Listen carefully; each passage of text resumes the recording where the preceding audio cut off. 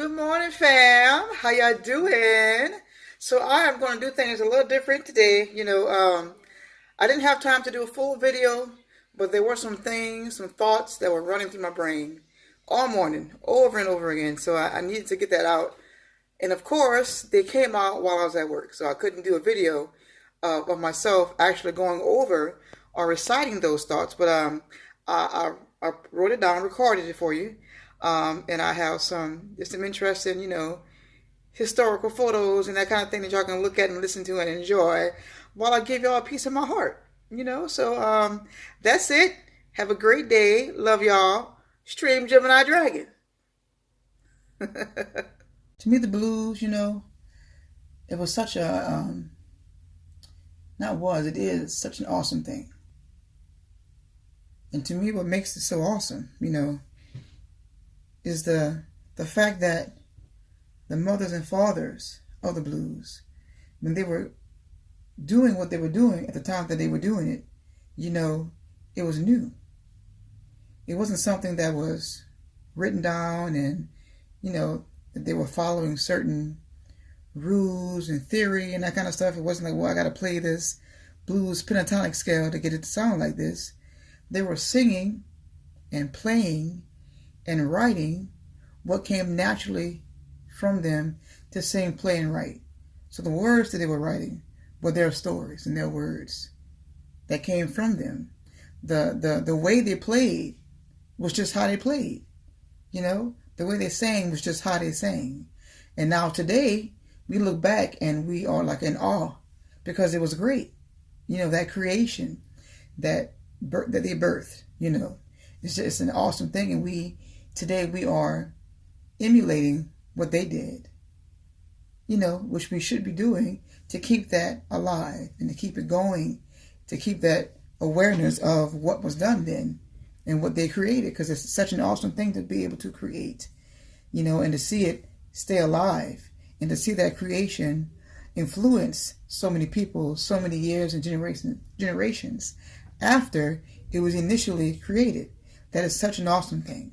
Now, to me, the songs they created and the words they used and the way they played is not the only thing that is blues.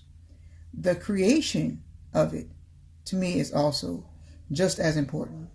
So, and I say that to say it's awesome that we are emulating, that we have people that come that do covers and can sing it word for word, line for line, run for run, exactly the way the mothers and fathers of the blues did. But to me, the greater thing is to be able to incorporate that creative part of it, because that itself is the blues. Those stories and those runs and those grunts and groans, all of that came from those people because that was what was in them. They weren't trying to create a particular sound. They weren't trying to sound like a certain person. That's what was in them, and that's what their body and their spirit needed to produce or to get out what needed to be heard, if I'm being clear.